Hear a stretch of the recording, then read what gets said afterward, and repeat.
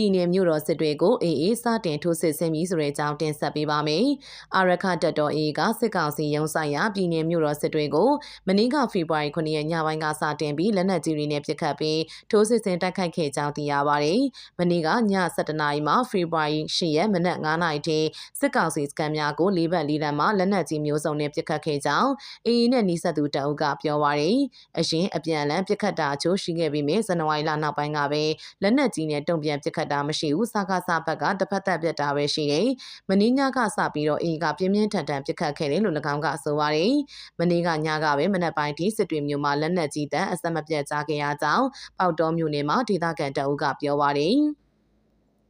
မင်းညကမအိတ်ခင်ကလည်းကြားတယ်နိုးလာတော့လည်းကြားတယ်အေကဖြစ်တာလို့လည်းပြောနေကြတော့စစ်တွေမှာတိုက်ပွဲတော့ဖြစ်တော့မယ်ထင်တယ်လို့အဲ့ဒီဒေသခံကဆိုပါတယ်ရခိုင်ပြည်နယ်ရှိမြို့နယ်အများစုကိုသိမ်းပိုက်ထားတဲ့အေကစစ်ကောင်စီကိုနိုင်ငံရေးပြဿနာကိုနိုင်ငံရေးနည်းလမ်းနဲ့ဖြေရှင်းရန်တွေးဆောင်ဆွေးနွေးဖို့အတွက်ထုတ်ပြောထားပြီးမြ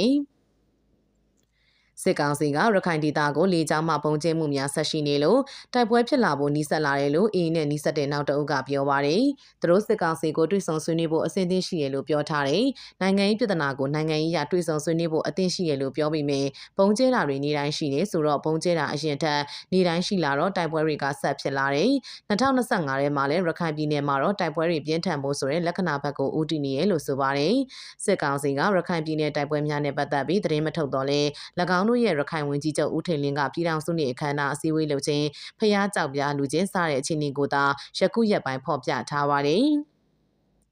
တရုတ်နိုင်ငံရဲ့ကြားဝင်မှုနဲ့စစ်ကောင်စီနဲ့အေတို့တွေ့ဆုံဆွေးနွေးဖို့ရှိနေကြောင်းစစ်ကောင်စီနဲ့နှိစက်တဲ့ Popular News သတင်းဌာနကဇန်နဝါရီ31ရက်ကဖော်ပြထားပါတယ်။ရခိုင်နိုင်ငံရေးလိလာသုံးသက်သူဦးဖေတန်းကစစ်ကောင်စီနဲ့တွေ့ဆုံဆွေးနွေးမှုကအကျိုးရလက်သိမ်းမရှိကြောင်းဆိုပါတယ်။နိုင်ငံရေးအရဆွေးနွေးပွဲတွေဖြစ်တာကကောင်းပါတယ်ကျွန်တော်တို့ပြည်သူတွေအတွက်မျှော်လင့်ချက်ရှိလာနိုင်တယ်။ဒါပေမဲ့တစ်ဖက်မှာ MND နဲ့တရုတ်ကြားဝင်ဆွေးနွေးခဲ့တာရှိတယ်။အကျိုးရလက်တွေကသိမ်းမဖြစ်ထုံမှုထင်သာမြင်သာမရှိဘူးလို့၎င်းကပြောပါတယ်။ပြီးတော့အပေးယူကိစ္စကအလျှော့အတင်းရှိသေးတယ် ULA အေဘက်ကတော့စစ်ကောင်စီကင်းစင်ရမယ်။စစ်အာဏာရှင်စနစ်ကြဆုံးရမယ်ဆိုတဲ့ရည်မှန်းချက်နဲ့တွားနေတဲ့အခါအခုဆွေးနွေးပွဲတွေကအဟန့်တာဖြစ်နေမလားလို့ဦးဖေတန်းကဆက်ပြောပါတယ်။2023ခုနှစ်နိုဝင်ဘာ23ရက်မှစတင်တဲ့စစ်စင်ရေးတွေမှာအေကတန်တွဲရန်ပြေဘူးတီတောင်ရသေးတောင်ပုံနှကျွန်းကြောက်တော်မင်းပြ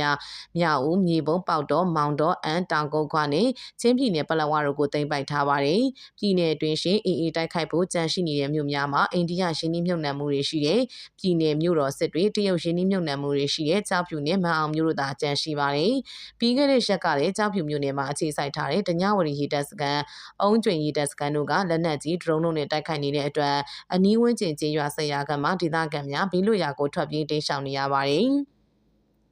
ရခိုင်ပြည်နယ်လုံးကိုသိမ်းယူမယ်လို့ကြွေးကြော်ထားတဲ့အေကရခိုင်ပြည်နယ်ပြင်ပမကွေးတိုင်းပဲခူးတိုင်းအေရဝတီတိုင်းတို့မှာပါထိုးစစ်များပြုလုပ်နေပြီးချင်းဒေသစကိုင်းတိုင်းထပ်ပိုင်းတိုက်ပွဲတွေလည်းပါဝင်တိုက်ခိုက်နေတယ်လို့သတင်းမှဖော်ပြထားပါတယ်